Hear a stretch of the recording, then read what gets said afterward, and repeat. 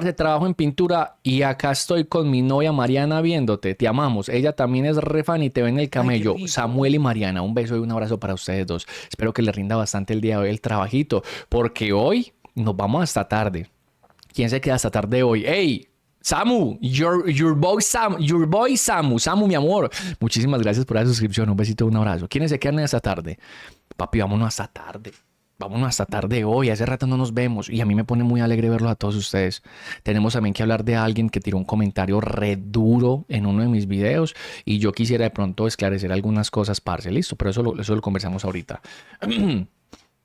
¿Nos quedamos hasta tarde o qué? ¿Quiénes tienen que madrugar mañana? Mejor dicho, esa es la pregunta. ¿Quiénes tienen que madrugar? Hola, Tomcito, bebé hermoso, precioso, ¿cómo estás? Kindarnes, ¿te vas a quedar con nosotros hasta tarde o qué? Bueno, hay un montón de gente que tiene que madrugar, pero usted, la pregunta es para usted que tiene que madrugar. ¿Está dispuesto a quedarse con nosotros hasta tardecito? Por ahí hasta las 11 de la noche. TikTok. TikTok. No, mentiras, Bar. No, vámonos hasta tardecito. Vámonos a que nos dé sueño, huevón. No, vamos. Igual dormí ahorita por la tarde porque estaba mamado. Entonces, vámonos hasta tardecito, ¿les parece? Yo tengo que ir a diálisis a las 5 de la mañana, siga derecho. Matos, y para ir a diálisis no necesitas estar como un poquito descansado. O eso es indiferente. Yo tengo que madrugar, pero igual me quedo. Ese es mi chico. Ese es mi chico, pero por favor no hagas spam, mi amor, porque habría que bañarte un ratico, ¿listo? Como para que aprendas más o menos la lección. Apaga de una vez, muñeca, que estoy mamado de verte. No, no, no voy a apagar, porque hoy me vestí de un color diferente al negro. ¿No lo has notado? Esa no es la misma camisa blanca que me puse la semana pasada. ¿No has notado que hoy es otro color diferente? ¿No has notado qué? ¿Ah? ¿Ah? O sea, ustedes me piden que me viste de otro tipo de colores. Yo los complazco porque yo los complazco a ustedes en todo lo que me piden. Y no se dan cuenta. Pues les importa un carajo, la verdad. Me duelen. Me duelen, huevón, porque sabe que pa. Porque sabe que pa, yo se los quiero mucho, pa. Parte de largo que amanezco. No tenés que madrugar, ¿ok? Muñe, usted al menos. Muñoz, usted es el menos amigable con los que trabajamos. Qué raya, la verdad. Los días que uno puede, no prende. Ah, mi amor, pero es que estaba en Bogotá. ¿Qué más le vamos a hacer? Pues, ¿sabes qué? En Bogotá, marica, me encontré a varias personas que me dijeron, Muñe, ¿sabes qué? Así tal cual. Muñe, me tenés trasnochando. Y yo, ¿cómo así? Es que si es que usted se queda hasta muy tarde en stream y yo me quedo siempre con usted en stream. Y yo, papi, nos va a tocar corregir esos horarios porque yo también estoy vuelto mierda. Mírenme esas ojeras. Mírenme esas ojeras. Y yo, papi, ¿sabes que nos va a tocar empezar a aprender a hacer más temprano, güey? Muñe, esos micrófonos usan interfaz de audio, sí, mi amor, claro. Es XLR y por lo general todo lo que tenga XLR usa una interfaz de audio. Luismi, pero ahorita más tardecito, mi amor. Ay, muchachos, venga que tengo mucha hambre. Venga. Reaccionamos a este video. Reaccionamos a este video. A este. El de Lord Draug. O buscamos algo más para ver. Uy, este tema es muy bueno. Este tema también es muy bueno, mano. O nos vemos de Mr. Beast. Nah, es que esos videos ya me dan una pereza, weón. A mí ver Mr. Beast ya me da una pereza. Uy, pana, Forrest Gump. Uy, niño, Forrest Gump. Narrado por Farid Diek. No, mano, eso es un... Ay, no, qué cosa. Mano, nos vemos el de Forrest Gump. Ay, brother, esa película. Dios mío. ¡Demonios, Forrest! ¡Eres un maldito genio! Uy, parce, esa película es muy buena, gonorrea. ¿Nos vemos esa de Forrest Gump o qué? Hágale fez, hágale fez. De hecho, qué ganas de volverme a ver esa película, mano. Todo por la Jenny. Todo por la Jenny, sí, señor. Miremos esta de Forrest Gump, pues. A ver. Que este video pero espere que... conversación no, ya, listo. No entro en detalles explícitos, pero ¿Cómo así? sí lo menciono. Ah, bueno, porque a Jenny la violan, ¿no? Es que esa Jenny era mera loquita, huevón. Y lo analizo porque es clave para entender a uno de los personajes. Si este tema es sensible para ti, por favor cuídate. Puedes pausar, saltar esa parte o ver el video en otro momento. Una pluma cae a los pies de Forrest, que está sentado en una banca esperando el autobús. Mientras espera, saluda y le cuenta su historia de vida a quienes se sientan a su lado. Primero recuerda su infancia. Ay, qué rico. Antes que nada, yo quisiera preguntar algo. Carolina, mi amor hermosa, preciosa, muchísimas gracias por esa suscripción, bebé hermosa. Todos sabemos que Forrest Gump tenía como, ¿cómo se le dice? Como un padecimiento, de manera como especial, ¿sí? O sea, era como muy inocente, como muy ingenuo, ¿cierto que sí? Era mera interesada. ¿Quién? Jenny. una condición exactamente. Esa era la palabra. Todos sabemos que Forrest tenía una condición. ¿Ustedes creen que Forrest sentía o no sentía? Se los digo porque durante toda la película vemos que Forrest es una persona que solamente va hacia adelante y se moldea de acuerdo a la situación por la que está pasando. Él nunca se retracta, nunca se lamenta de lo que hizo. Me hirieron, ping-pong, juego ping-pong. Estoy en el ejército, pues sigo adelante y cumplo las órdenes. Estoy en esto y le doy derecho. O sea, ese man... ¿Ustedes qué creen? ¿Que ese man sí sentía? Hay algo al final de la película, hace poquitico, y yo no, por eso me la quiero volver a ver, porque yo no había caído en cuenta de eso. ¿Ustedes recuerdan cuando Jenny le dice a Forrest que tiene un hijo? Que le dice, es que tienes un hijo. ¿Qué es lo que le pregunta a Jenny? ¿Qué es lo primero que le pregunta a Jenny? Le pregunta, ¿y él es como yo? A pesar de todo eso, huevón, Forrest está preocupado porque el niño no pase por lo mismo que él pasó. Eso solamente nos muestra que él en realidad sí sentía. Quizás no expresaba todos esos sentimientos, pero él por dentro sí se sentía rechazado, excluido de la sociedad, tratado como un estúpido. Y él no quiere que su hijo pase por lo mismo, huevón. Mano, esa película es muy buena, mano, muy putamente buena. Ojalá no la pudiéramos ver en vivo, papi. La pasaríamos delicioso.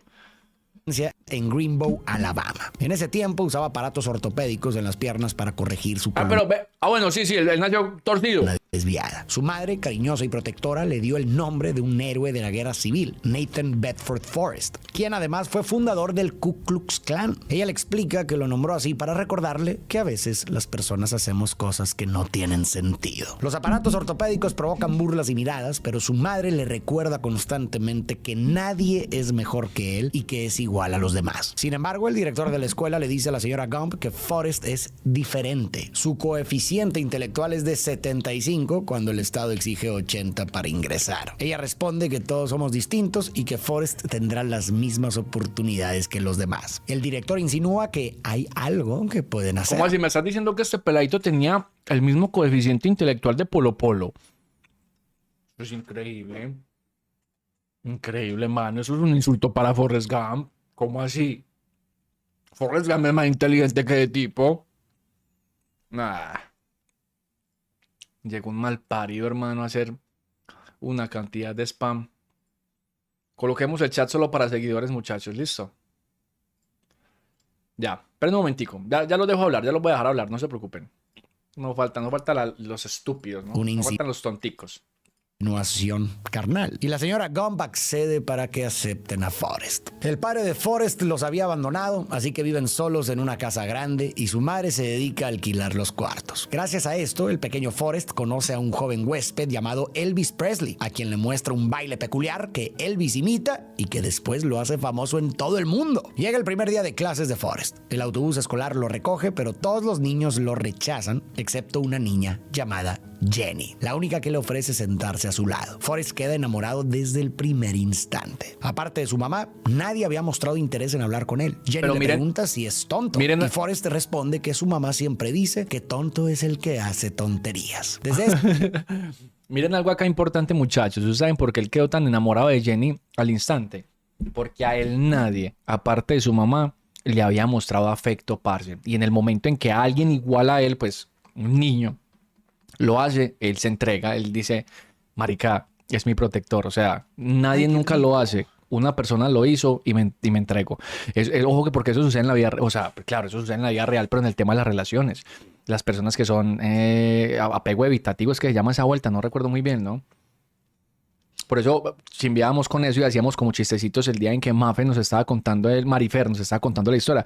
Que yo le dije, tú creciste sin papá, ¿cierto? Que eso no era más que un chistecito. Pero en realidad de ahí se desprenden un montón de traumas, mi hermano. Hey, Carlitos, parcero, muchas gracias por la suscripción. De verdad, muchísimas gracias, mi hermanito. Un besito, un abrazo. Hey, David Mason, tiempo sin saber de usted, gonorrea, feliz año, mi hermano. Un besito y un abrazo. Apego ansioso se llama. Muchísimas gracias. Apego ansioso. Entonces, sí, es a alguien al que nunca le muestran afecto y no sabe lo que es eso, pero lo envidia porque sí lo ven otras personas. En el momento en que se lo muestra a alguien a él, este fue. Ahí es como, este fue. Ya. Aquí me quedo, marica, porque nunca me he sentido así. Entonces, Jenny es y no es la mala del... Ahorita hablamos de eso. Vuelven mejores Ahorita amigos, hablamos de eso. inseparables, como pan y mantequilla. A veces se sientan a ver las estrellas y aunque oscurece, Jenny nunca quiere volver a casa. Siempre le pide a Forrest que se quede un poco más. Por su discapacidad, los compañeros de escuela suelen molestar a Forrest. Un día lo persiguen y le lanzan piedras. Jenny le grita que corra. Y Forrest corre. Los bullies lo siguen, pero Forrest corre tan rápido que sus aparatos ortopédicos se rompen, revelando su increíble habilidad para correr y dejando muy atrás a sus acosadores. Jenny nunca quería ir a casa porque perdió a su madre a los 5 años y su padre abusaba carnalmente de ella y de sus hermanas. En una ocasión, Forrest va a Importante esa parte, la del abuso sexual por parte del padre a Jenny y a las hermanitas. Porque eso tiene que ver mucho en el desarrollo de la personalidad y lo hemos hablado acá en los streams también. buscarla y la encuentra fuera de su casa. Su padre sale gritando, así que Jenny huye con Forrest hasta la granja y le pide que rece con ella. Entonces Jenny reza para que Dios la convierta en un pájaro y así poder escapar de ahí para siempre. La mamá de Forrest siempre decía que Dios era misterioso. Ese día, Dios no convierte a Jenny en un pájaro, pero sí hace que la policía determine que ya no debe vivir ahí. Y Jenny se va a vivir con su abuela. A veces Jenny se escapa de noche y llega a casa de Forrest porque tiene miedo. Él no entiende por qué. Pasan los años y siguen siendo amigos en la preparatoria. Forrest continúa siendo acosado y Jenny siempre lo anima a correr. Forrest nunca imaginó que correr lo llevaría a algún lado, pero un día atraviesa un campo de fútbol americano huyendo de los bravucones. El entrenador lo ve, queda impresionado y le da una beca para jugar en la Universidad de Alabama. Forrest hace exactamente lo que le piden: correr. Incluso más allá de la zona de anotación. La época universitaria es confusa. Él presencia la desegregación de la Universidad de Alabama. Tropas federales Si saben qué es eso, muchachos, saben qué es la desegregación. En esta época estaba muy marcado el tema del racismo. Negros a un lado, blancos al otro. Bueno, blancos entre comillas al otro. Tenían baños diferentes, los negros no podían ir a la universidad. Así tal cual se los digo, los negros no podían asistir a una universidad porque eran negros. Los restaurantes de los negros tenían que ser diferentes al de los blancos y siempre eran peores, pues, en estados precarios. Eso es lo que se conoció como la segregación. Y eso es mera vuelta, huevón, porque cuando hacen la desegregación, es decir, que ya comienzan a aceptar en las universidades a la población negra, los primeros negros se animan y van, pues como, listo, pero no los hace, o sea, la misma gente les tira piedras, tienen que llamar a la policía para que los protejan. Eso es mera vuelta, huevón. La América, ¿no? El país de los sueños, la tierrita de los sueños. Ajá. Mera vuelta, hermano. De ahí es que viene todo lo que tiene que ver con Malcolm X y Martin Luther King, que también ya hemos hablado un poquitico acerca de ellos.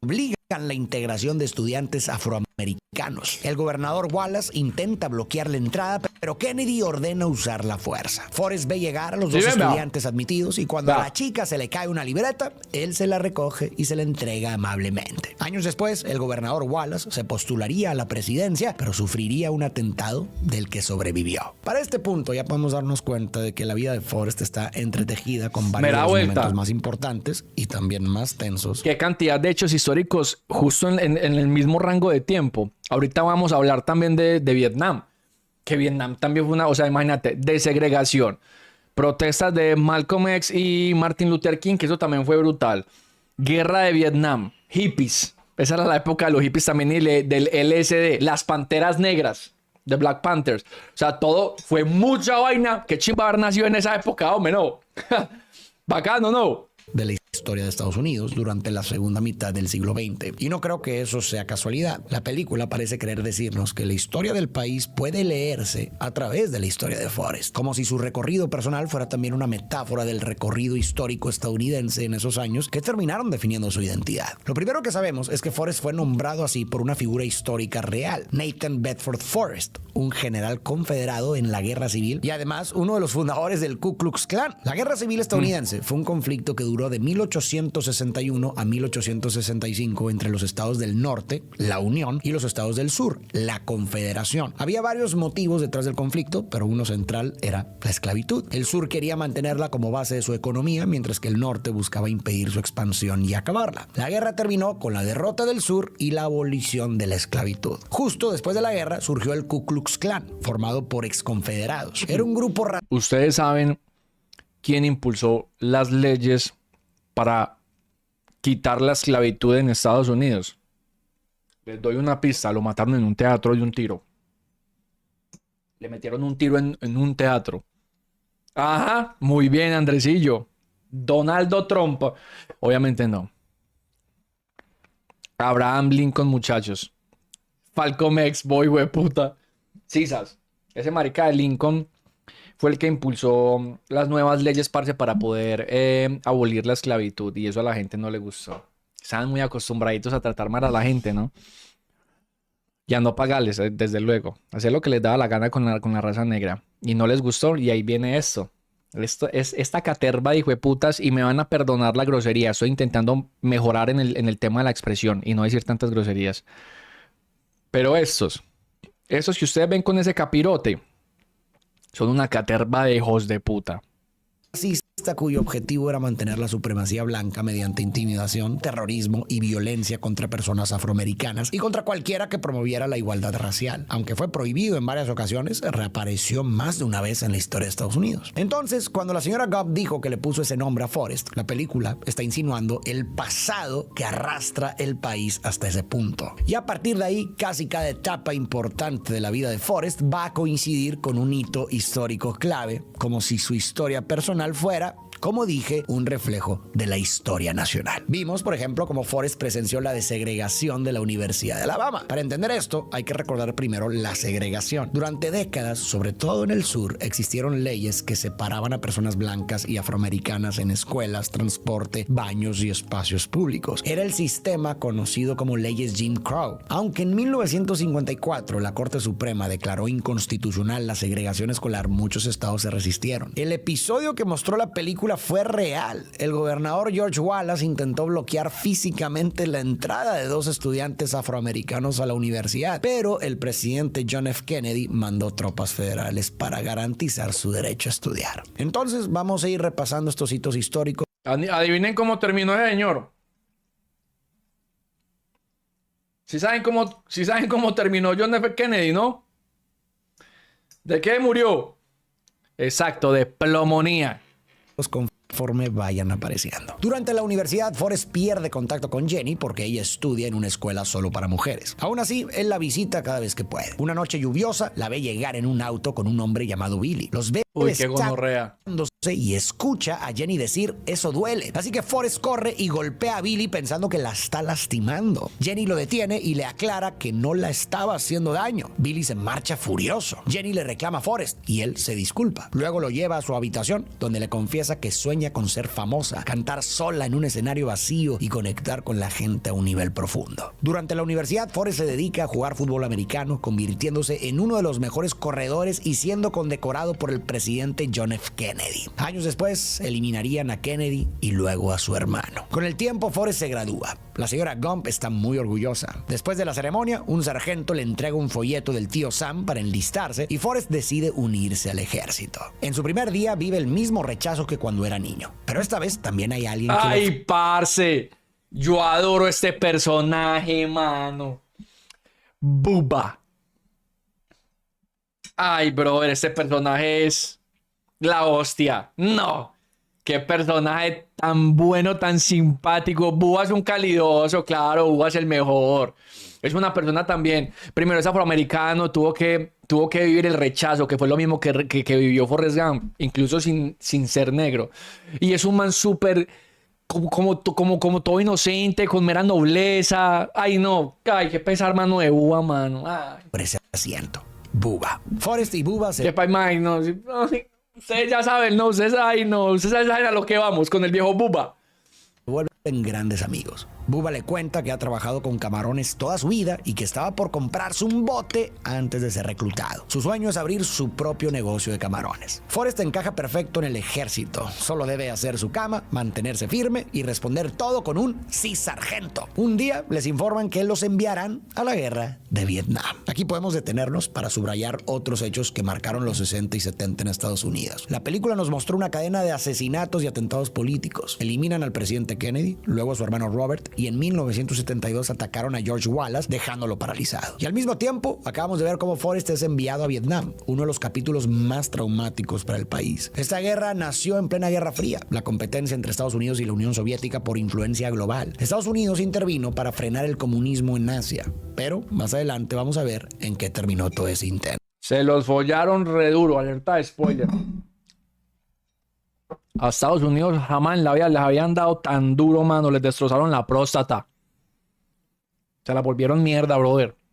Esa noche Forrest descubre a Jenny en una revista Playboy. Ella fue expulsada de la universidad por unas fotos y ahora canta en un club privado en Memphis, donde el dueño la contrató tras verlas. Antes de irse a Vietnam, Forrest va a verla. La encuentra cantando desnuda en un club para adultos donde los hombres le gritan groserías. Mientras ella canta, alguien le lanza una bebida y Forrest empuja al tipo y trata de sacar a Jenny, pero ella le pide que la suelte. Afuera, Jenny le dice que no puede seguir intentando rescatarla. Él responde que no puede evitarlo porque la ama y ella le contesta que él no sabe lo que es el amor. Jenny le recuerda a Forrest aquella vez en... ¿Saca ustedes qué dicen?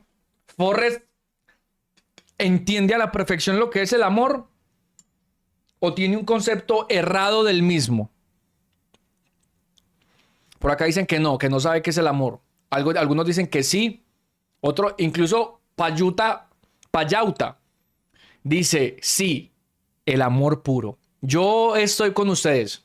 Yo considero que Forrest sí sabe lo que es el amor. Jenny, al contrario de Forrest, por toda la vida que ha tenido, incluyendo la de su papá, porque se supone que el primer amor que nosotros sentimos son los de nuestros padres, y pues sabemos que era lo que sucedía con el papá de Jenny. Ella tiene un concepto totalmente diferente. Ella siente que el amor se ve de otra manera, pero Forrest tiene el amor en un nivel muy puro, huevón, y Jenny no es capaz de comprenderlo. Aquí podemos ver que en realidad Forrest no es el estúpido.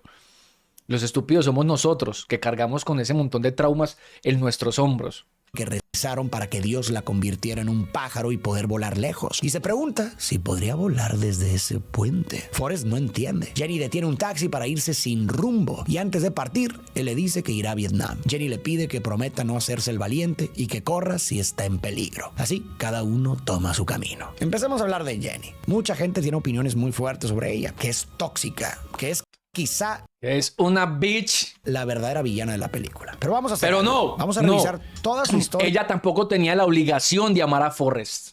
Hablemos las cosas como son. Jenny nunca tuvo la obligación de amar a Forrest. Y no la podemos culpar por eso. Simplemente porque el protagonista de la película sea Forrest Gump y nos sentimos cómodos y enternecidos con él. La verdad, las cosas como son. Pero ahora tampoco tenía por qué darle tanto casquillo. Porque la polla le dio mucho casquillo al viejo Forrest también, ¿no? Y sus actitudes, y al final tú decides si te sigue pareciendo una villana o si quizás la cosa es más complicada. Para empezar, sabemos que Jenny perdió a su madre siendo muy pequeña y que su padre abusó carnalmente de ella y de sus hermanas durante años. ¿Te imaginas el trauma? Perder tu único espacio seguro desde niña y luego crecer dentro de una casa donde lo que debería cuidarte te destruye. Eso. Y además el concepto del amor que les decía yo ahorita. Deja a una niña profundamente herida, con una imagen muy negativa de sí misma, sintiéndose poco valiosa, como si mereciera poco, y con una idea distorsionada de lo que es el amor y de cómo se relaciona uno con los hombres. En medio de todo eso, Jenny conoció a Forrest, y Forrest, desde su inocencia y su bondad, le ofreció un lugar seguro. Forrest se convirtió en su refugio. Ella nunca se ha sentido verdaderamente segura si no está con él. Por eso de niña iba a visitarlo por las noches. Tenía miedo y Forrest la calmaba. Y por eso ya de adulta, cada vez que va a tocar fondo, va a regresar con él. El problema es que Jenny no se siente digna de amor. Su trauma la hace alejarse de Forrest una y otra vez, no porque no lo quiera, sino porque dentro de ella cree que no hay nada bueno en ella, que no tiene nada valioso que ofrecer, que no merece algo bueno y que lo único que le toca es el abuso y el maltrato que conoció con su padre. Es tan hondo el tormento interno de Jenny que su deseo recurrente vemos que es volar para huir de ese dolor. De niña vimos cómo rezaba para convertirse en pájaro y escapar. De adulta acabamos de ver que hace lo mismo, pero sin alas. Va de un lugar a otro, a veces simplemente se va sin rumbo, como acabamos de ver ahora que tomó el taxi, intentando escapar de lo que lleva adentro. Solo que no se puede escapar del dolor cuando el dolor vive adentro. Por eso huye, huye y huye, igual que el consejo que le da a Forrest de correr cuando haya peligro. Es una proyección, se lo dice porque ella ha vivido así toda la vida. Pero hay heridas de las que no se corre, se reconocen, se elaboran y se integran. Más adelante voy a seguir hablando de ella. Mientras tanto, Forrest llega a Vietnam, donde él y Bubba conocen... ¡Ay! El mítico, el legendario, mi teniente Dan. Sí, señores. Teniente Dan, proveniente de una larga tradición militar. Alguien de su familia había luchado y muerto en cada guerra estadounidense. Mano, yo tenía un compañero en el servicio militar que tenía ese labio así. Le decíamos Bemba. Era de apellido Torio, entonces le decíamos Toro Bemba. Ahorita hablamos de eso si quieren. Forrest está feliz de que sea su jefe. El pelotón entrena bajo condiciones durísimas. Forrest piensa que los mejores jóvenes del país fueron enviados a esta guerra. Una noche, Bubba le dice que son buenos compañeros porque se cuidan como hermanos y le propone ser su socio en su futuro barco camaronero. Forrest acepta. Mientras tanto, Forrest no olvida a Jenny. Le escribe cartas casi todas las noches. Ella, sin embargo, no responde y ahora vive como hippie en una casa rodante, viajando con su guitarra y sus amigos. Un día, el pelotón es emboscado. El teniente Dan ordena retroceder y Bubba le grita a Forrest que corra. Forrest cumple su No, mano. Ay, no. promesa a Jenny. Corre tan rápido y tan lejos que se queda solo. Pero recuerda a Bubba y regresa por él. En el camino encuentra a varios compañeros gravemente heridos y los salva, incluido el teniente Dan, quien le ruega que lo deje morir ahí. Pero Forrest se niega y lo carga. En el proceso recibe un balazo en el trasero. El teniente le ordena que no vuelva por Bubba, pero Forrest no lo escucha. Regresa a la selva y encuentra a Bubba agonizando. Ay, no, mano, Bubba. Perro, a Bubba yo le cogí mucho cariño en la película. Ese man se hacía querer mucho, huevón. Era muy buena gente. Ese man solamente quería que terminara esa hijueputa guerra para abrir su propio negocio de camarones. Ay, no. Que en paz descanse Bubba, muchachos. Lo carga y lo saca. Bubba le pregunta por qué pasó todo esto y le dice que quiere irse a casa antes de morir en sus brazos. Bubba iba a ser capitán de su barco camaronero, pero en lugar de eso murió en Vietnam. Vimos que estaba por comprarse su bote antes de que lo mandaran a la guerra, pero Vietnam se atravesó en su camino. Por eso Bubba es un símbolo del enorme potencial humano que se perdió en esa guerra. Parce. El propio Forrest dijo que los mejores jóvenes del país. ¿Qué es lo que decía? Vamos a buscar ese pedacito. ¿Cuál es que es el diálogo que tiene Bubba con Forrest ahí al final? No, es tristísimo, parce.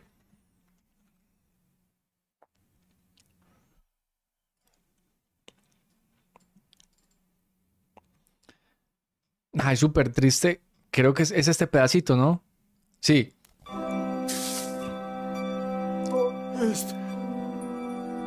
No, mano, vamos a llorar mucho, huevón, ve.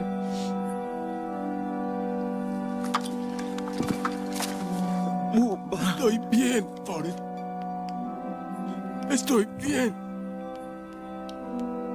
Ah, Bubba, no. Voy a estar bien.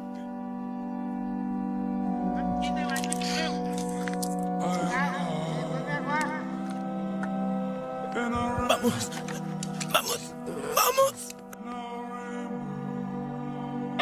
Si hubiera sabido que esa iba a ser la última vez que hablaba con Bubba, hubiera pensado en decirle algo mejor. Hey, Bubba. Hey, Forrest. Forrest, ¿por qué ha pasado esto? Ay, no. ¿Por qué te hirieron? Luego, Bubba dijo: Ay, no, mano. ¿Cómo van a matar a Bubba así, gonorrea? No, y no tenemos el resto del diálogo. No, esta película me la tengo que volver a ver por obligación. Ay, qué lindo, mano, desde la inocencia. Miren, desde la inocencia, huevón, en su lecho de muerte diciendo una pregunta tan inocente, ¿no?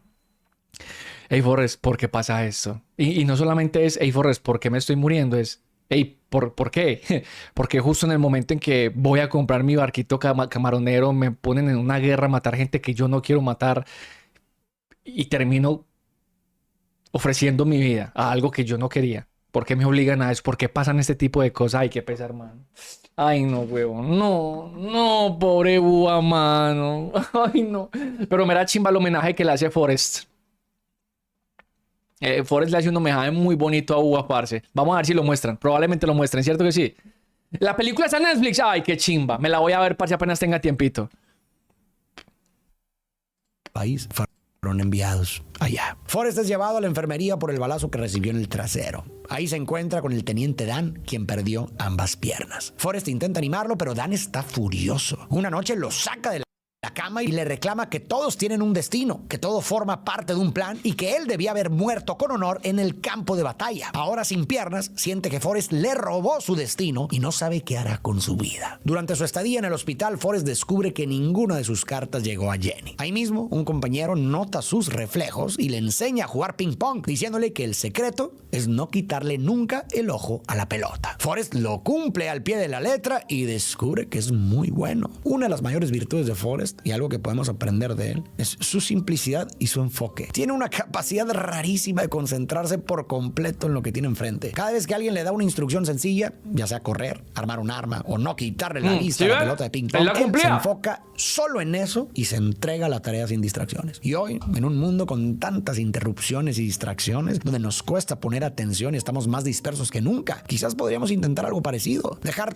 todo a un lado por un rato. No pensar en 1000 posibilidades a la vez. Apuntar a una sola cosa y hacerla bien. Tal vez así, sin tanta dispersión, podemos avanzar más. Finalmente, Forrest vuelve a casa y recibe en Washington la medalla de honor por su valentía, entregada por el presidente Lyndon Johnson, quien en su discurso insiste en intensificar la guerra de Vietnam. Más tarde, mientras camina por el Capitolio, Forrest termina por accidente en una marcha pacifista frente al Pentágono. Lo confunden con un veterano del movimiento contra la guerra y lo suben al escenario para hablar, pero un militar desconecta el altavoz y nadie escucha lo que dice. En ese momento, una voz aparece entre la multitud. Es Jenny. Siguiendo el recorrido histórico de la película, la guerra de Vietnam se volvió profundamente impopular. Murieron decenas de miles de jóvenes. Las imágenes crudas llegaron a la televisión como nunca antes y empezó a crecer la sensación de que era una guerra injusta y sin sentido. Todo eso impulsó un fuerte movimiento pacifista como Es más, muchachos, ¿quieren que les cuente algo que probablemente no sabían? Permítanme, yo llevo esto a la cocina un momentico nomás para que nos sintamos cómodos. No me demoro.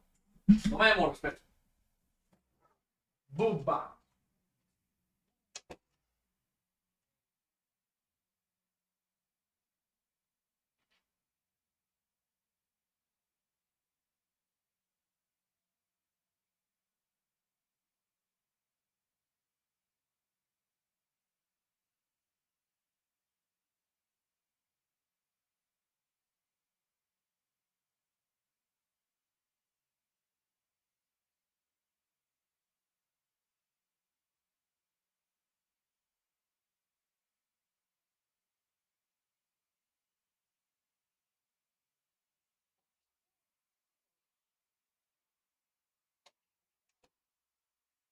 ¡Ey! ¡Bumba!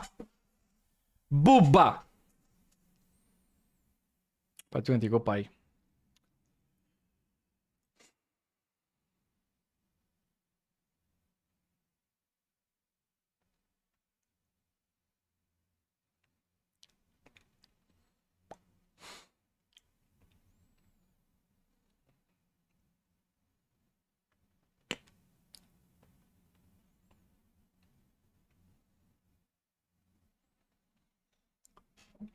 Yo conocí a varios veteranos de esa guerra. ¿Evita? ¿En serio? ¿Allá en Estados Unidos o en dónde, parce? Pues me imagino que sí. Sí, o que me imagino que en Estados Unidos. Sí lo lavó, nada, hombre. Es más, si me quedó esta chimbada acá. Un momentito.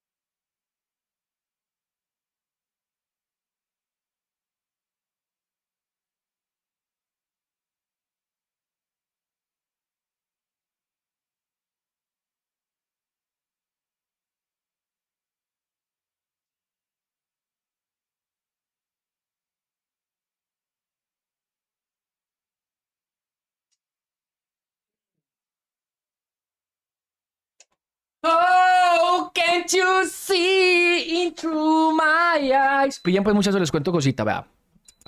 Resulta que en plena guerra de Vietnam nace todo este movimiento hippie, ¿cierto? El gobierno comienza a luchar contra los hippies porque los hippies comienzan a estar en desacuerdo contra la guerra de Vietnam. La gente en realidad no quería ir a morir allá.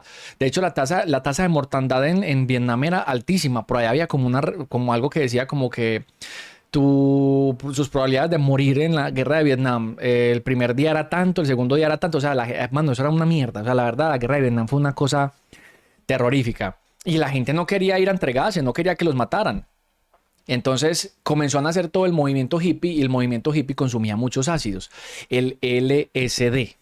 Les voy a contar aquí algunos daticos que ustedes van a poder corroborar por internet buscando la información. Resulta que cuando este man, yo no recuerdo cómo llamaba ese tipo, comienza, creo que es a sintetizar el LSD. Gordo, me corregís de pronto si me equivoco. Comienza a sintetizar el LSD. Hoffman. Hoffman es que llama al parcero, ¿cierto?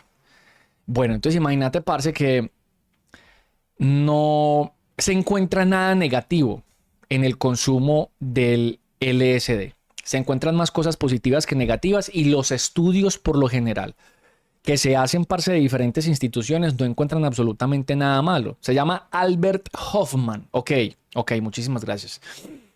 Y el movimiento hippie comienza a consumir muchísimo ácido, a consumir muchísimo LSD y la pasan rico y hey, sí, ven a chimba y solo paz y amor. Esos son los famosísimos de paz y amor.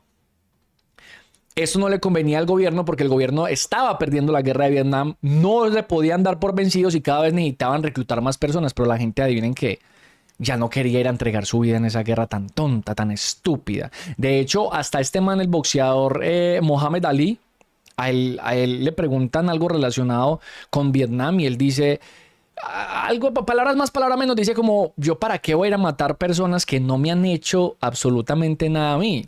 Yo me niego a hacer ese tipo de cosas, incluso por mi patria, pues. Esa gente no me ha hecho absolutamente nada a mí ni a mi familia. ¿Por qué me van a enviar a asesinarlos?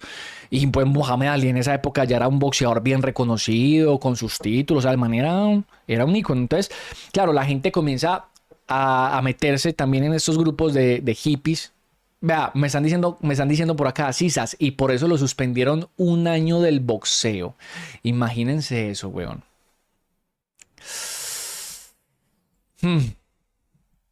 Bueno, la cuestión es que la gente no quería ir a Vietnam a que los mataran porque los estaban matando, los estaban masacrando. En esa guerra le fue súper mal a Estados Unidos. Y ellos con su orgullo, ¿cierto? Su orgullo allá de gringos, de supremacistas gringos. No, es que no podemos perder. Entonces querían mandar a todos los peladitos, pues básicamente. Comienzan a hacer esos colectivos hippies y los hippies comienzan a consumir LSD. Y entonces ahora el gobierno se la monta a los hippies, a unos manes que no están haciendo absolutamente nada. Esa gente no está haciendo desmanes, esa gente no quiebra vidrios, simplemente se reúnen, huevón, tocan musiquita, consumen ácidos y bailan. Eso es todo lo que están haciendo. Y obviamente están cantando y promulgando la palabra de no a la guerra, not war. Ellos son paz y amor, solo paz y amor. Pues el gobierno se las monta a ellos. Y no, que esos hijueputas, o sea, esos manes son prácticamente declarados enemigos públicos porque se les está tirando la propaganda del tío Sam a ellos y la gente no se quiere incorporar para ir a morir a Vietnam. Y la cogen contra ellos. Y adivinen qué, la cogen contra el LSD, porque por ahí se empieza a meter el gobierno, ¿no? De manera legal. La cogen contra el LSD. Entonces resulta que el gobierno comienza a pagarle a ciertas instituciones para que vuelvan a hacer las mismas evaluaciones que ya se habían hecho sobre el LSD y que ahora hablen súper mal de eso. Que ahora que no, que es que el LSD, que vuelve a la gente así, que les hace esto y esto y eso. O sea, se volvió una cosa súper dañina. Y se comienzan a meter por ahí y comienzan a coger a los hippies, papi, a garrote, a palo, los matan, los torturan, de todo, mano. Simplemente porque ellos no querían ir a la guerra. ¿Cómo la ven, pues? ¿Cómo la ven? Maduro hippie. Sí, Albert Hoffman me dicen por acá. De hecho, muchos estudios dicen que por el contrario ayudaban con demasiados problemas mentales. Inclusive minimizando de sobremanera incluso la esquizofrenia, que fue para lo que se diseñó al inicio. Dichos estudios fueron invalidados a posteriori, sabiendo que esos estudios habían sido realizados de forma correcta, o sea, pura propaganda. Exactamente. Y ustedes saben por qué ese tipo de drogas fueron prohibidas aquí en Colombia, porque Estados Unidos era el que decía qué drogas eran legales y cuáles eran ilegales. Y Colombia, pues, no tengo que decirlo yo, con Estados Unidos, ¿cierto? Pues nada más hay que ver esos políticos, ¿no? Senadores y congresistas ahí, con la cara llena de betún de la cantidad de botas que han besado de ese lado, de ese otro lado. Entonces, así fue. Ya se habían hecho estudios, nunca salió nada malo, pero ahorita, después de eso, misteriosamente, no, marica, qué cosa tan brutal. ¿Cómo la ven, pues? Dicen por acá, en American Gangster muestran cómo los altos mandos traficaban droga. Esa es la película de Denzel Washington. Dame un momentico, por favor.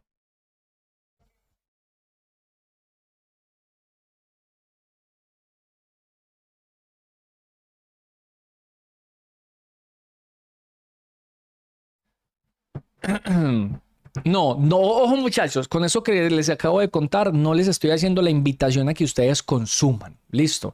No les estoy diciendo, parce, el LSD es una chimba, consuman. Porque saben que muchachos, hay un problemita y es que el LSD que se compra también, pues usted dice, para el rave y toda la vuelta, eso no son drogas puras, mi hermano. Todo eso, o sea, todo eso tiene intervención. Todo eso tiene un montón de intervención, parce, no es, o sea...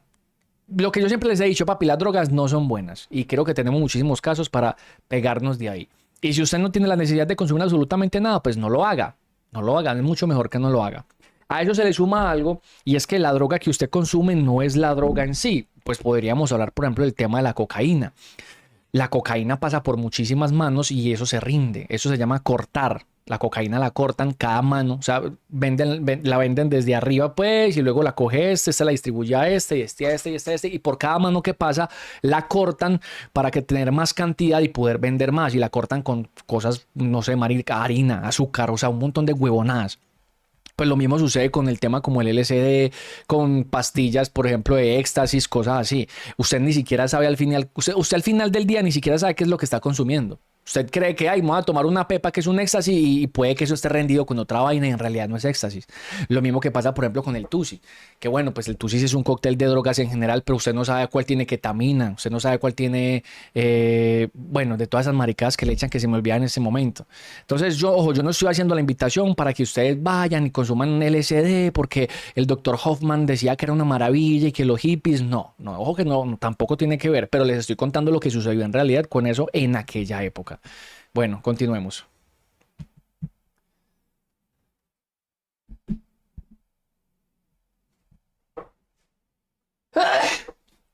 Hoffman.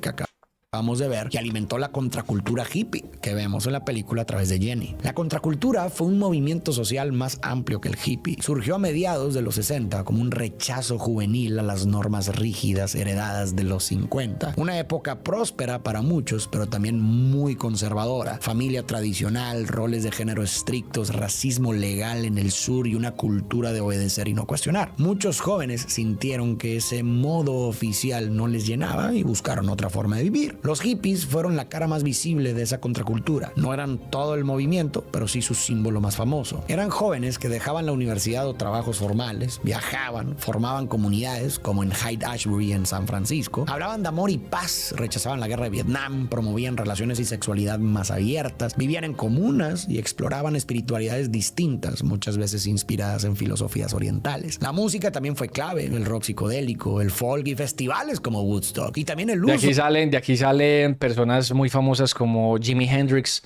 Janis Joplin también. De acá sale gente muy tesa, que bueno, la mayoría ya se murieron muy jóvenes por la cantidad de drogas que consumían. Por ejemplo, Jimi Hendrix murió por barbitúricos.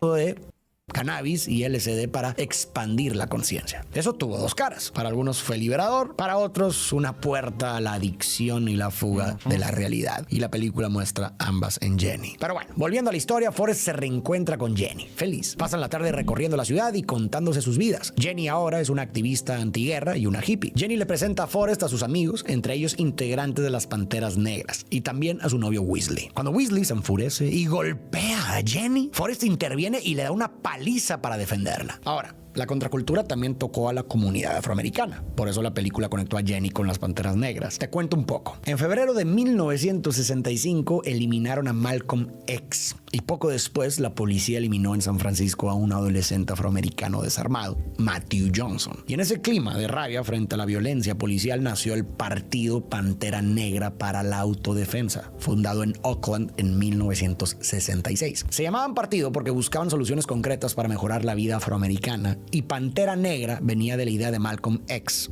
La pantera no ataca primero, pero si la acorralan, responde. Empezaron patrullando legalmente a la policía para monitorear abusos y luego crecieron con programas sociales como desayunos para niños y clínicas comunitarias. Su programa de 10 puntos, con base socialista y marxista, pedía principalmente empleo, vivienda digna, educación justa y el fin de la brutalidad policial. Parce, estos manes fueron muy tesos. Tuvieron tanta influencia que a unos deportistas, el símbolo de ellos era aquí con la mano arriba, así.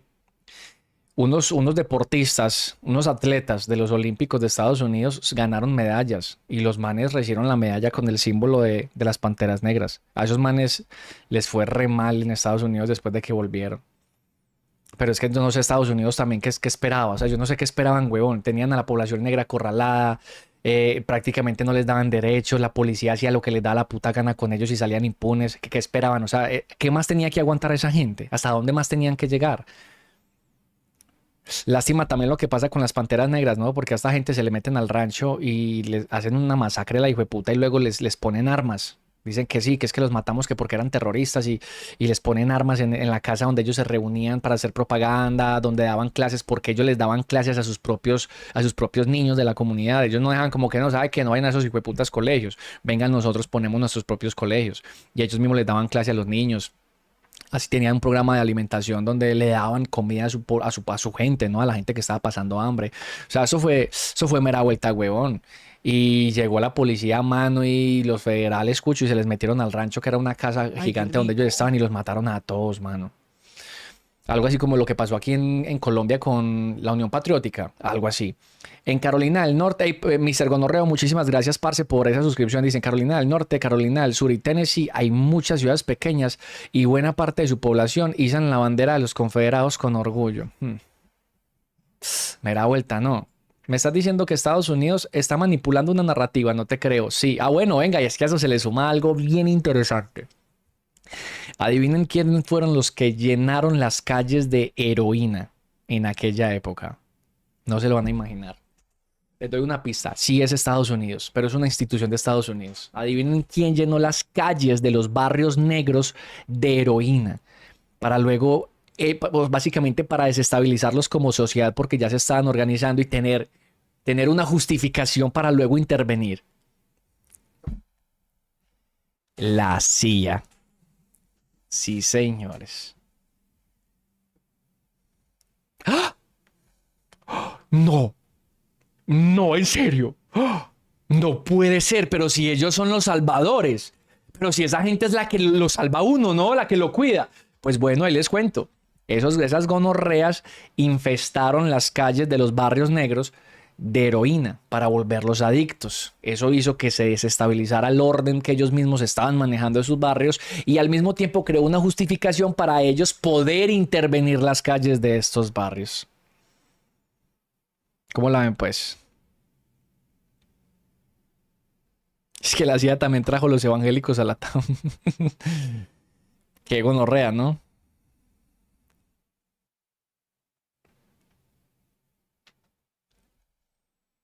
Afuera, Jenny le dice a Forrest que Weasley no quiso hacerlo. Forrest responde que él jamás la lastimaría y ella contesta que lo sabe. Forrest quiere ser su novio, pero Jenny no le responde. Pasan la noche hablando mientras ella le cuenta cómo ha viajado y probado psicodélicos. A la mañana siguiente, Weasley se disculpa asegurando que nunca le haría daño. Jenny le dice a Forrest que tienen vidas muy distintas. Se despide y se va con Weasley a San Francisco. Mientras tanto, Así son, ¿no? Así son. Y Weasley es la fiel representación de estas personas que promulgan la paz, pero son violentos en sus casas con sus familias. Irónico también, paradójico, de hecho, ¿no? La transmisión del alunizaje, el ejército envía a Forrest por todo el país a jugar ping pong, convirtiéndolo en una celebridad. Luego lo seleccionan para el equipo nacional y viaja a China, siendo parte de los primeros estadounidenses en visitar ese país en décadas. Está diciendo Valen, la CIA movía las industrias musicales en la época de la Guerra Fría. Muñe, ojo ahí. Ojo ahí con qué, mi amor. ¿Me estás amenazando? ¿Qué? ¿Acaso buscas una justificación para intervenir mi stream, Valen? ¿Eso es lo que quieres lograr aquí en mi stream? Estás intentando intervenir, o sea, estás creando toda la narrativa necesaria para luego decir, voy a intervenir en el stream del Muñe.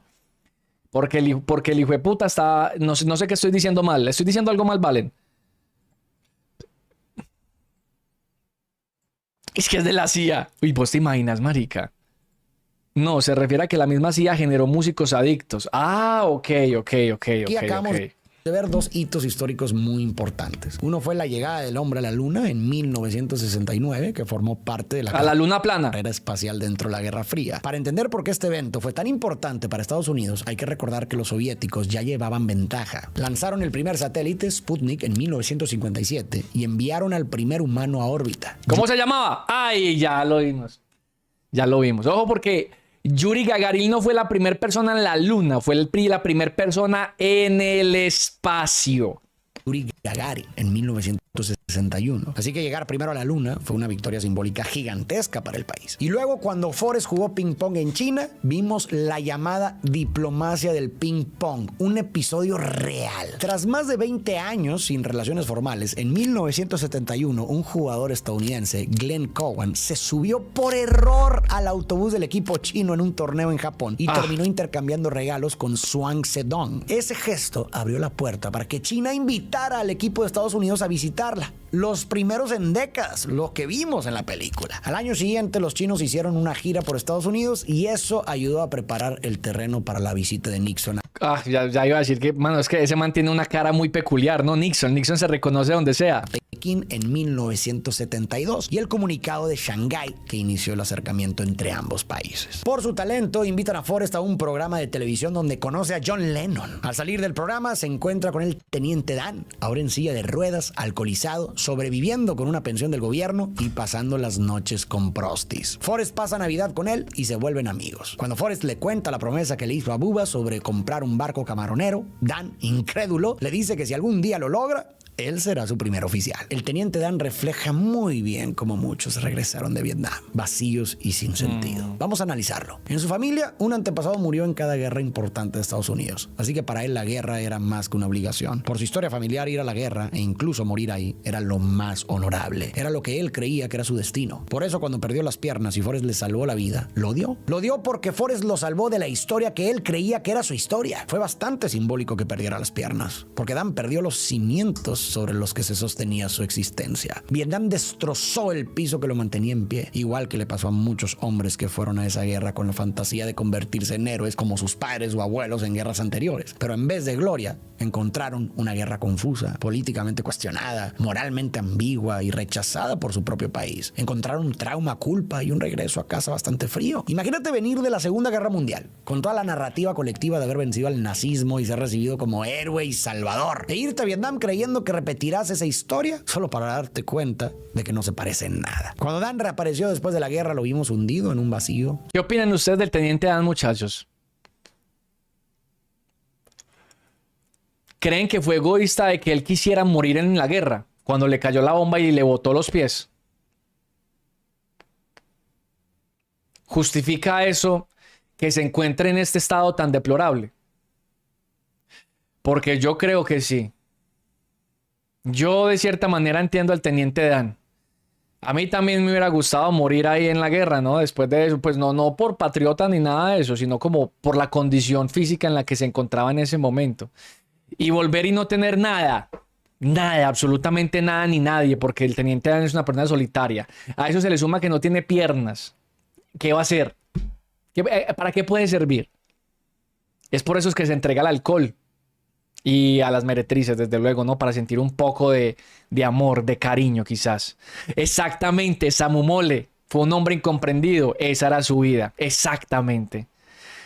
Lo que dice Grifus también, morir como un héroe. Perdió el propósito. Eso era lo que él tenía en su cabeza y era lo que él quería para su vida. Y Forrest Gump se lo arrebató, weón. Dice Sarita, hola Sarita, mi amor, ¿cómo estás? Era determinista y después de desprenderse de su dogma, de esa forma se encontró sin sentido. Ujú.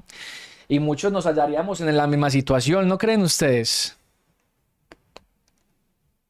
Solo, alcoholizado, cínico, agresivo, y su única compañía parecían ser las prostis, como si intentara anestesiar lo que sentía. No tenía nadie ni tampoco un propósito. Y cuando se reencontró con Forrest, él fue quizás la única persona que no lo miró con lástima ni con condescendencia. Lo trató como un igual, con respeto y una preocupación genuina. Probablemente había sido el único que le ¿Sí ofreció ven? una aceptación Amor genuino. Forrest Gump representa eso. total. Y para alguien que está ahogado en vergüenza y desesperanza, que alguien te vea sin asco, Uy, ciberpunkero, lo que dice, uy, lo que está diciendo el parcero es brutal. Dice, en Rambo 1 pasa eso, denunciar y visibilizar todo por lo que tienen que pasar los veteranos de Vietnam.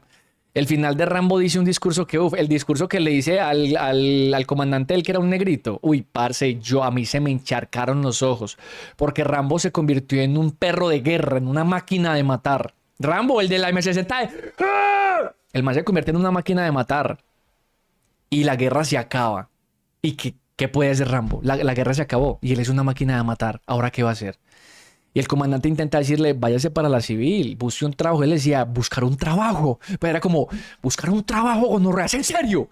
Después de toda la gente que tuve que asesinar por mi país, después de todos los amigos que me mataron, y me estás diciendo que me busque un trabajo. Papi, ese discurso, ¿quieren que lo ponga? Uy, parce, ese discurso es una cosa. Mano, ¿sabe qué? A mí se me encharcaron los ojos la primera vez que yo vi ese discurso, weón. Vea. Vamos a ver si encontramos... ¿Cómo encontramos ese discurso, muchachos? Yo recuerdo que es con el negrito, con el comandante del que era un nichecito. ¿Cómo lo buscáramos?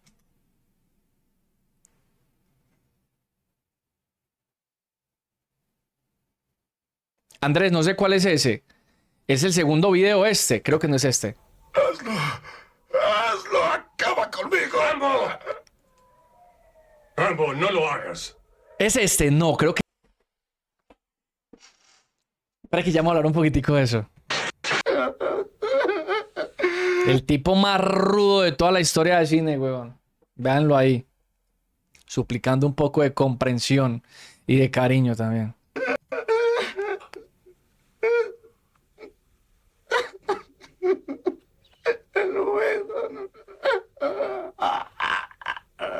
Me da vuelta, weón. La primera vez que yo vi ese, mano, me erizo, es que me erizo todavía.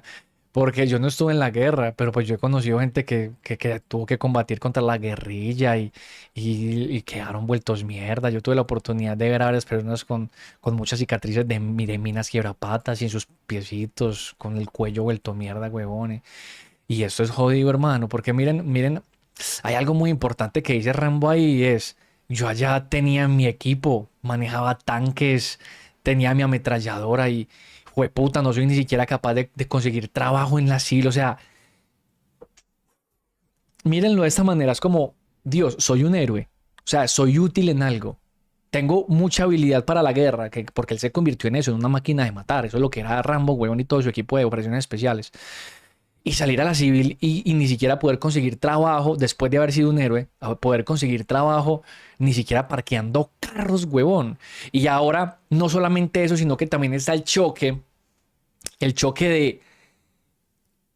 de marica, o sea, es como denigrante, ¿me entienden? Vea, cuando yo fui a terminar el servicio militar, a nosotros nos tenían que hacer una etapa que se llama reinserción a la vida civil o algo así, no recuerdo muy bien, porque, mano, quiéralo o no, usted no se da cuenta de eso, pero usted ya no es un civil. Usted ya no entiende cómo es la dinámica del mundo civil, la verdad. Entonces, cuando usted ya termina el servicio militar, y eso le va a pasar a ustedes, los que también están prestando o van a prestar, cuando están en la etapa final, a ustedes les hacen como una especie de cursillo en donde los integran a la vida civil, como para que no salgan así como en ese corte, como con ese choque térmico. A nosotros en ese curso pues nos ofrecieron también además unos cursos que ahí fue donde yo hice, yo soy escolta, pues yo tengo curso de escolta, tengo curso de seguridad privada también, pues como para ser, sí, para ser un celador no sé si ese sea el término, bueno, para ser de seguridad privada de edificios y bonas así. y el de bases, el de seguridad de bases aeroportuarias, creo que se llama esa vuelta. Tendría que buscar los diplomas, pero ahí los tengo. Resulta que cuando vos estás en ese proceso de la reinserción a la vida civil, a nosotros nos fueron a hablar un montón de personas para ofrecernos esos cursos. Como ahí, pero pues había que pagarlo, obviamente. A nosotros de antigüedad nos daban 500.000 pesos y ese curso costaba 500.000 pesos. Entonces nos decían, listo, vea, lo más importante de salir a la vida civil es ¿qué voy a hacer? Y aquí les estamos ofreciendo una oportunidad. Entonces, básicamente, uno pagaba los 500.000 y comenzaba el curso de seguridad privada, el curso de escolta, el curso de mantenimiento de armas de uso civil, bueno, un montón de vainas. Y eso nos lo iban a dictar, nos los iba a dictar personas que habían sido capitanes, que habían sido coroneles del ejército, y ellos decían algo muy chimba. Yo recuerdo que esa vez nos llevaron a todos a un auditorio muy grande, y estábamos pues todos los cursos míos, ¿no? Los códigos con los que yo iba ya a salir de mocha, del servicio militar. Nos sentamos y salió un man así con esa voz de... O sea, el man no ni siquiera estaba uniformado porque el man ya no pertenecía a las filas de... Ya no era activo, miembro activo de las fuerzas militares, pero había sido como un coronel. Y el man con esa voz de mando papi, con esa presencia y... ¡De pie! Y uy, todo el mundo... O sea, el man ni siquiera tenía uniforme y todo el mundo le copió. El man había sido un coronel. Y el man llega ahí y comienza pues a hablarnos como el tema, como, yo fui coronel. Y empieza a hablarnos, yo combatí en tal región, en tal fecha, yo esto. Soy contraguerrilla, soy lancero, soy paracaidista, lancero. Y el man de ser lancero es un orgullo para esa gente, pues, y después de ese curso tan mortal, me imagino. Y soy lancero y que no sé qué. Y se le notaba esa milicia, huevón. Y cuando uno está prestando servicio militar, uno, eso es lo máximo. Uno dice, wow, eso es lo que uno admira. Como, yo quiero estar ahí, qué chimba. Y el man llega y nos dice, pero adivinen de qué me ha servido todo esto en la vida civil. ¿Ustedes creen que cuando yo me presento a un trabajo y digo que fui lancero, a esa gente le importa?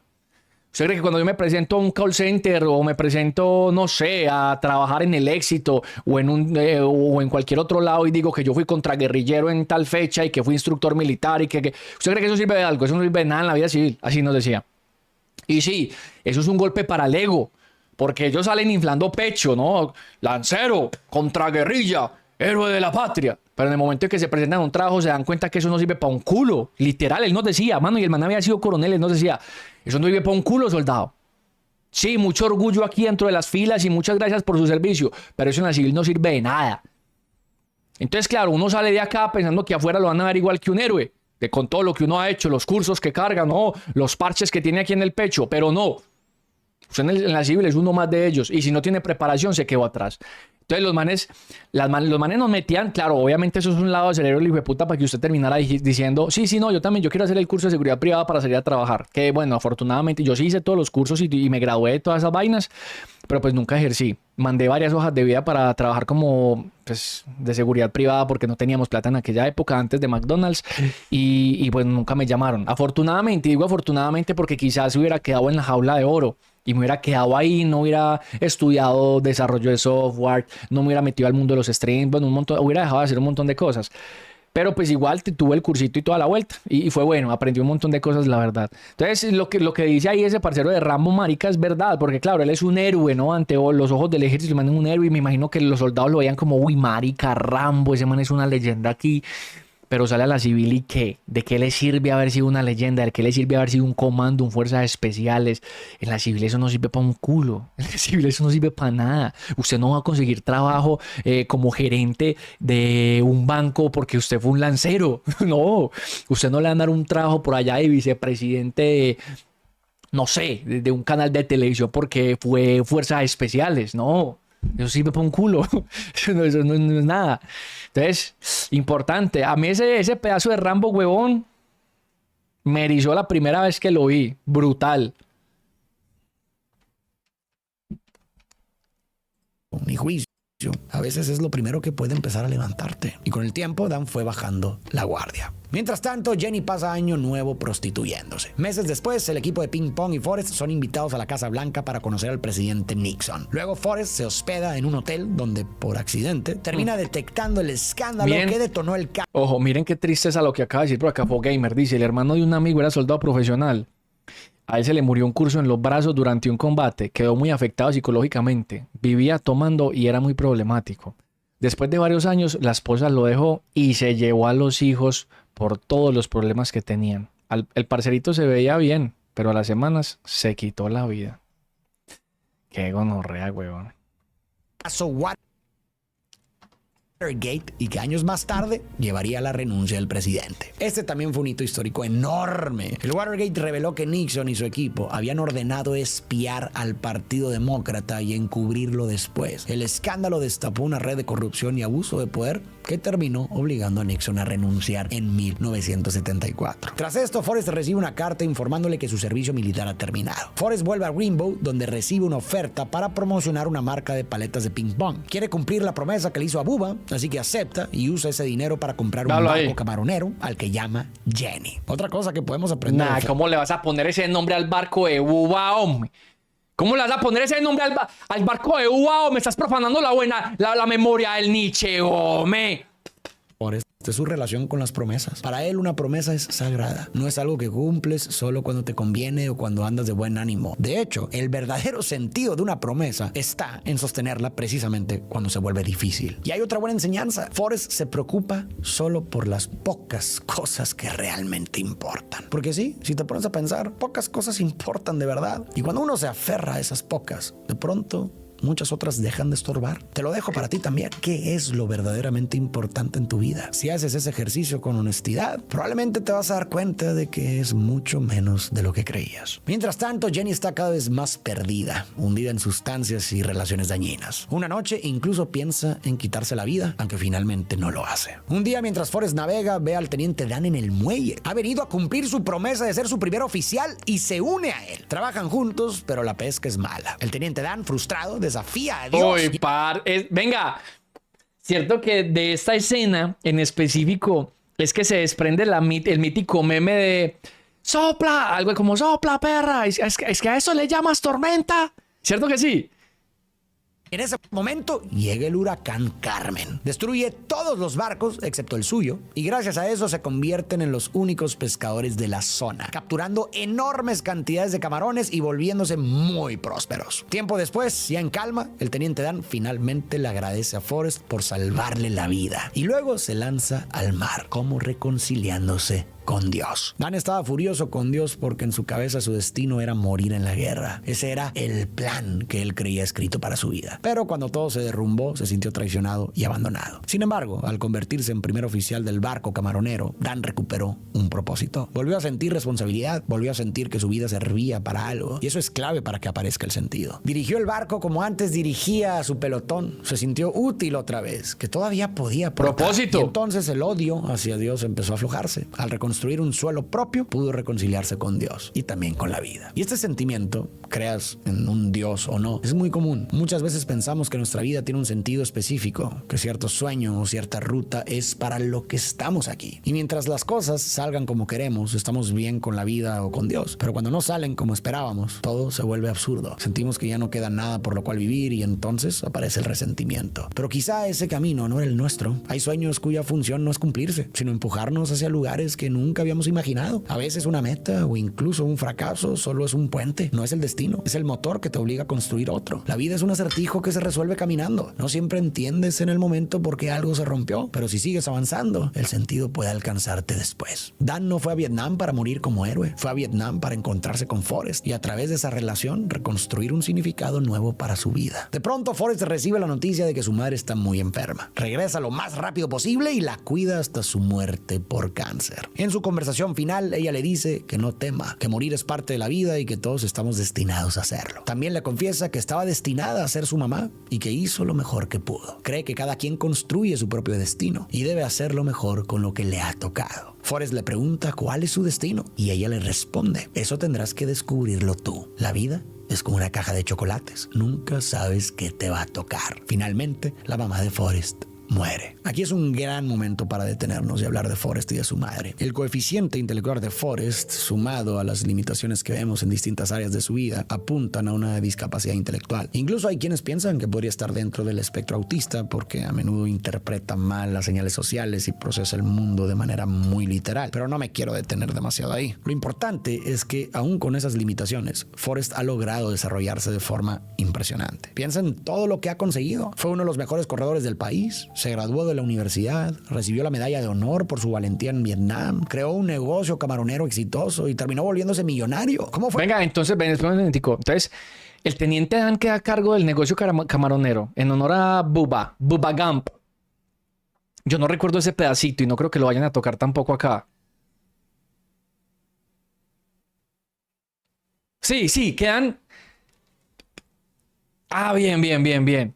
Listo. Posible todo eso. Para mí, la clave está en su madre. La señora Gump es la verdadera MVP de la película. Su amor y su aceptación incondicional, junto con esas enseñanzas sencillas que le dieron estructura para entender el mundo, fueron fundamentales para la estabilidad emocional de Forrest y para la confianza con la que se movió por la vida. Desde niño le repitió algo valiosísimo, que nadie era mejor que él y que en un nivel profundo era igual a los demás. Nunca le mintió, no le dijo que era más inteligente de lo que era, ni intentó disfrazar sus desventajas para protegerlo de la realidad. Al contrario, lo acompañó con una visión del mundo simple a su nivel de comprensión, una visión que no permitía que la adversidad lo hiciera sentir menos o incapaz. Y gracias a esas herramientas emocionales y filosóficas que su mamá le transmitió, Forrest pudo desarrollarse como lo hizo. Y aquí sí quiero aprovechar para reconocer a todas esas madres y padres de personas con alguna discapacidad que, como la señora Gump, han hecho lo mejor que han podido, que han amado incondicionalmente, que han peleado contra el mundo cuando toca y que han sostenido a sus hijos con paciencia y dignidad para que puedan crecer y expandir sus posibilidades incluso dentro de sus límites. El poder del amor es impresionante. ¿Es en serio, Muñe? ¿Y el teniente Dan invierte las ganancias de la pesca en Apple? ¿Es en serio eso?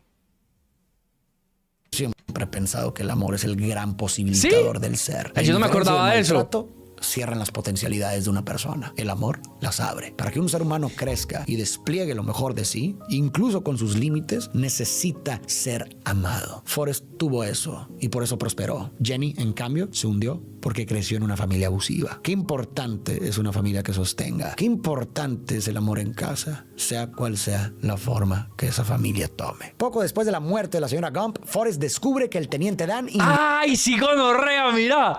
invirtió las ganancias en una compañía llamada Apple y así se vuelven multimillonarios. Es un guiño claro al boom tecnológico que explotaría en los 80 y 90. Forrest entrega la mitad de su fortuna a la familia de Bubba, tal como habían acordado. ¡Qué chima! Yo no me acordaba de ese pedazo.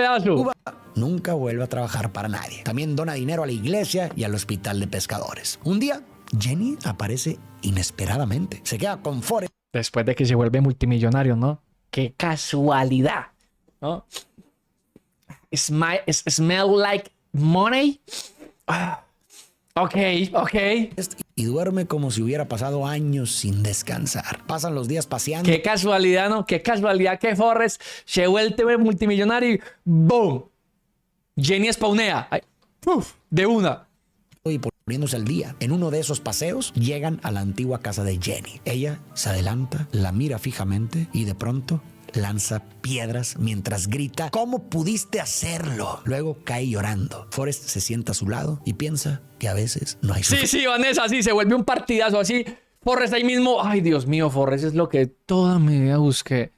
Tantas vueltas que di buscando los besos de Forrest en otras bocas cuando podía tener la de él. Forrest, eres lo mejor que me ha pasado en el mundo. Dios, ¿cómo no te vi antes? Moro, usted está muy bonito. Moro, estás muy perdido, pues. Hey, Moro, estás muy perdido. Suficientes piedras. Ver a Jenny perder el equilibrio y lanzar las piedras de forma errática me pareció devastador. Ahí se pudo ver la profundidad de su trauma. Y la reacción de Forrest fue perfecta. No la interrumpió, no intentó arreglar nada, no dijo nada. Solo se sentó a su lado y estuvo ahí para ella. Y luego vino esa frase durísima. Se me erizó la piel cuando la volví a escuchar. A veces creo que simplemente no hay suficientes piedras. Porque sí, a veces no hay suficiente consuelo, a veces no hay suficiente justicia, ni suficiente compensación, ni suficiente reparación. A veces hay heridas que no cierran del todo, por más que uno las grite, las llore o les aviente piedras encima. El tiempo pasa y Forrest y Jenny vuelven a ser como pan y mantequilla. Jenny le regala unos tenis Nike y le enseña a bailar. Es la época más... Le regalan unos tenis Nike comprados con su fortuna. No, mentira, no. A mí Jenny no me cae mal, la verdad. No me cae, del todo no me cae mal, la verdad.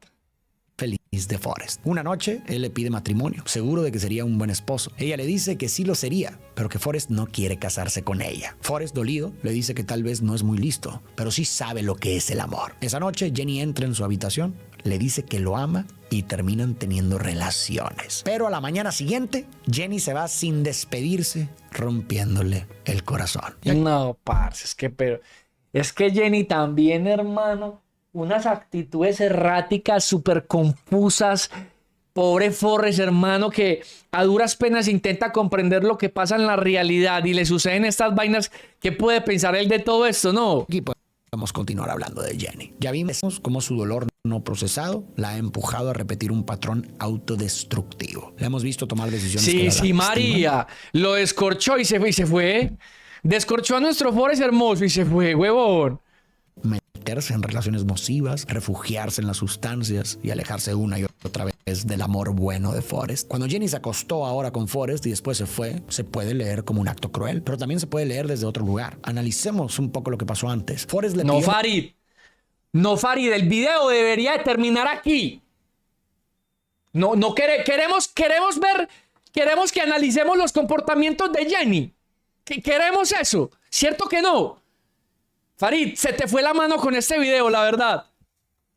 Matrimonio y le aseguró que sería un buen esposo. Y Jenny le dio la razón. Ella sabe que él sería bueno. Pero luego dijo, tú no quieres casarte conmigo. Ahí no estaba hablando de él, está hablando de cómo se ve ella. Está diciendo de manera implícita que ella no es alguien con quien alguien como Forrest se casa. No es digna de eso. Racionalmente entiende que el amor de Forrest es bueno, pero emocionalmente siente que no lo merece. Y como te ves, te tratas. Y eso explica gran parte de las conductas autodestructivas de Jenny. Y es irónico que Jenny le diga a Forrest que él no sabe qué es el amor. En realidad, quien no lo entiende es ella, porque su trauma... Gracias, Farid. O sea, me adelanté. Qué pena haber hecho spoiler de lo que se venía a continuación del video. Qué vergüenza.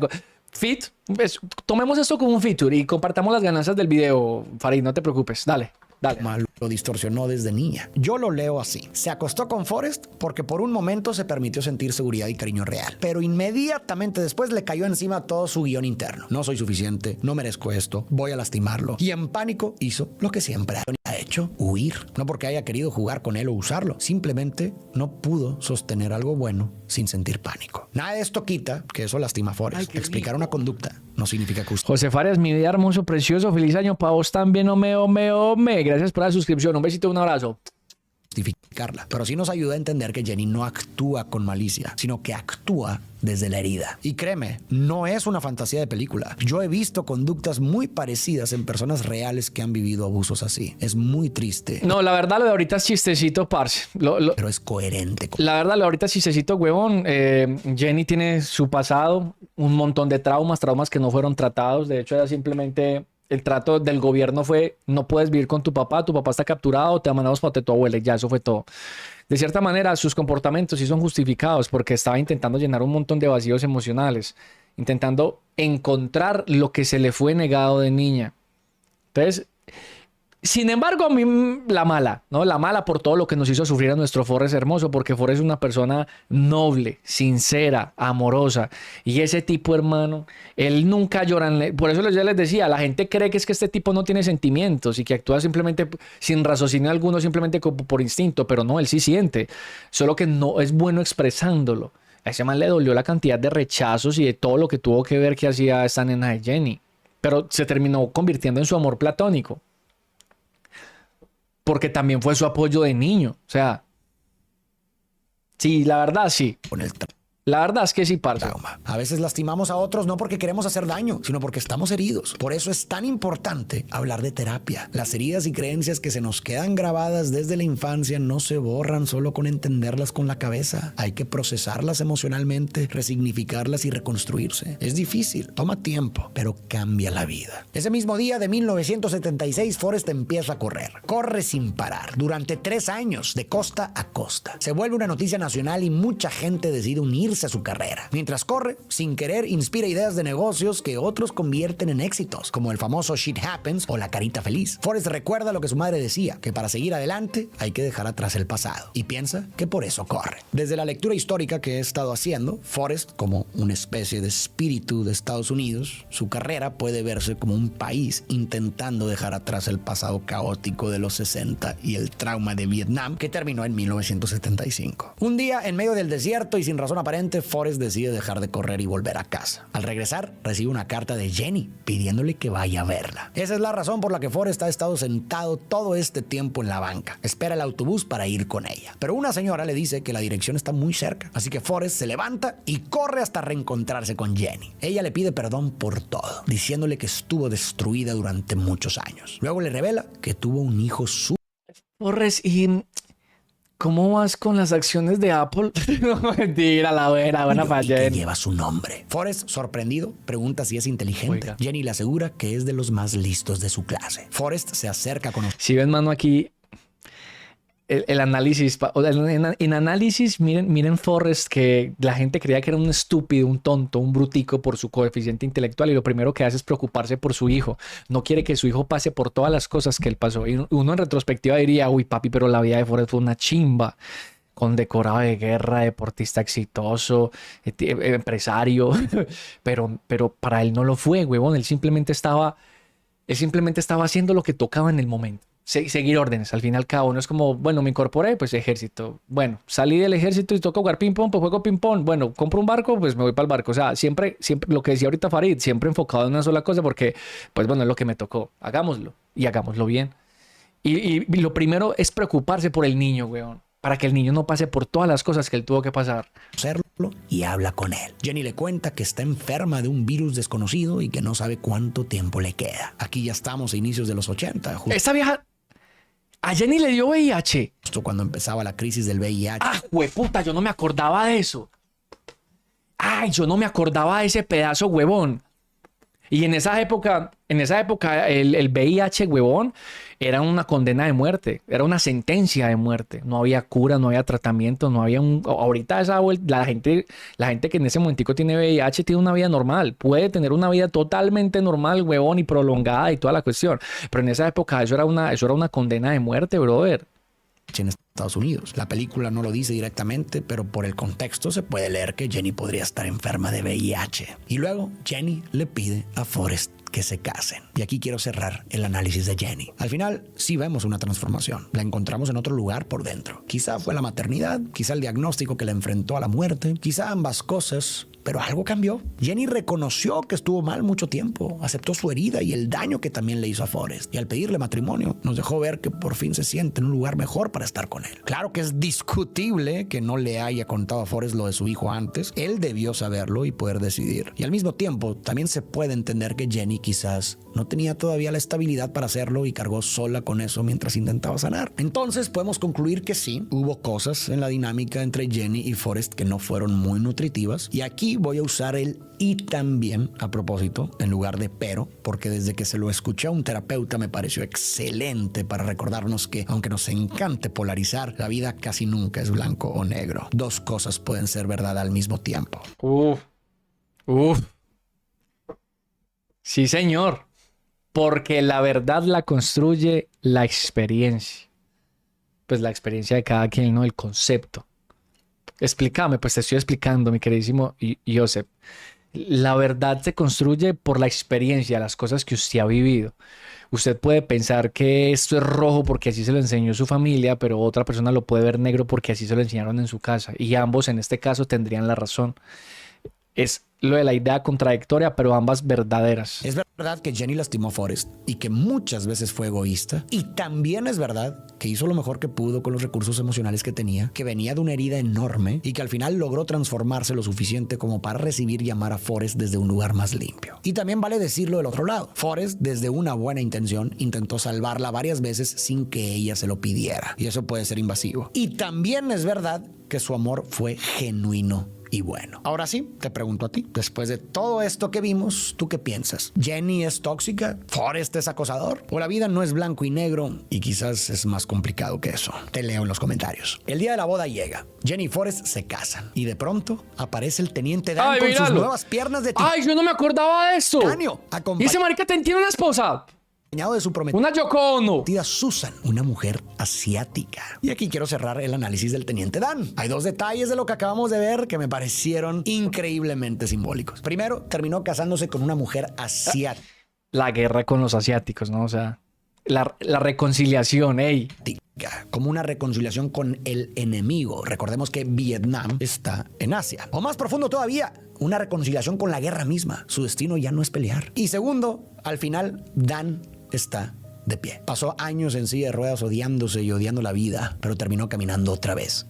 Está erguido, literal y figurativamente. Reconstruyó un suelo interno sobre el cual puede pararse y seguir adelante. De la historia de Dan me llevo esto. El sentido no siempre se encuentra donde uno creía que iba a encontrarlo. Y a veces hay que perderlo todo, incluso el guión que jurabas que era tu destino, para poder construir y descubrir por fin quién estabas realmente destinado a ser. Después de casarse, Jenny, Forrest y su hijo viven felices en Greenbow. Pero Jenny muere y Forrest la entierra bajo su árbol favorito, donde jugaban de niños. Él la visita todos los días. En una de esas visitas le cuenta que su hijo está bien, que mandó demoler la casa de su padre y que sigue sin saber quién tiene razón, su mamá o el teniente Dan. No sabe si todos tenemos un destino o si vamos flotando al azar como la brisa, pero cree que podría ser una mezcla de ambas cosas. Finalmente, Forrest acompaña a su hijo a la parada del autobús y espera con él. Cuando el pequeño sube al camión rumbo a la escuela, una pluma se eleva del pie de Forrest hacia el cielo. Para cerrar el recorrido histórico, vale la pena subrayar el contexto en el que se hizo la película. El pájaro, no, ave.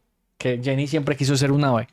A inicios de los 90, la Guerra Fría ya había terminado. La Unión Soviética se había derrumbado y Estados Unidos vivía un momento de prosperidad. Por eso el final se siente tan luminoso, con Forrest Jr. como símbolo de una nueva generación y de un futuro prometedor. Con el ánimo de esa época, es casi como si la película estuviera diciendo que después de todo lo que el país atravesó, al final las cosas salieron bien. Pero, ahora bien, quiero cerrar hablando del dilema que planteó la película al final. ¿Tenemos un destino ya escrito o vamos construyendo el nuestro? A través de Forrest, la historia parece decirnos que lo más probable es que la vida sea una mezcla de ambos. Lo que creo que la película sugiere es que hay muchísimo azar en nuestra historia. Nadie elige dónde nacer, en qué época, en qué país o en qué familia. Y si te vas más lejos, no acabas. No elegimos la escuela a la que nos metieron, las actividades de la infancia, ni tampoco las personas que nos tocaron alrededor. Hay una parte enorme de la vida que simplemente nos pasa. Pero la película también insiste en que nuestro destino no se define solo por lo que nos toca al azar, sino por cómo respondemos a eso que nos toca. Es decir, el azar reparte las cartas, pero llega un punto en que nosotros jugamos la mano. Esto de hecho se vincula con la famosa metáfora de la caja de chocolates. ¿Qué quiso decir la señora Gump? Si te fijas, antes de soltar la frase le dijo a Forrest que estaba destinada a ser su mamá, que hizo lo mejor que pudo y que cada quien debía hacer lo mejor con lo que le tocaba. Y entonces dijo, la vida es como una caja de chocolates, nunca sabes qué te va a tocar. Entonces, esa caja de chocolates es la lotería en la que todos nacemos. Circunstancias dulces, amargas, inesperadas, a veces injustas. A la señora Gump le tocó el chocolate de tener a Forrest y criarlo sola, y aún así hizo lo mejor que pudo. Ese es el mensaje. La vida te va dando piezas que no elegiste, pero puedes decidir qué hacer con ellas. Creo que esto se entiende todavía mejor con el símbolo de la pluma. La película abrió con una pluma flotando al azar hasta caer justo a los pies de Forrest. Una pluma va con el viento. Podría caer en cualquier lugar. Que caiga ahí es como decir que la vida te puso algo enfrente. Es azar, pero también suena a gracia, a oportunidad. Y Forrest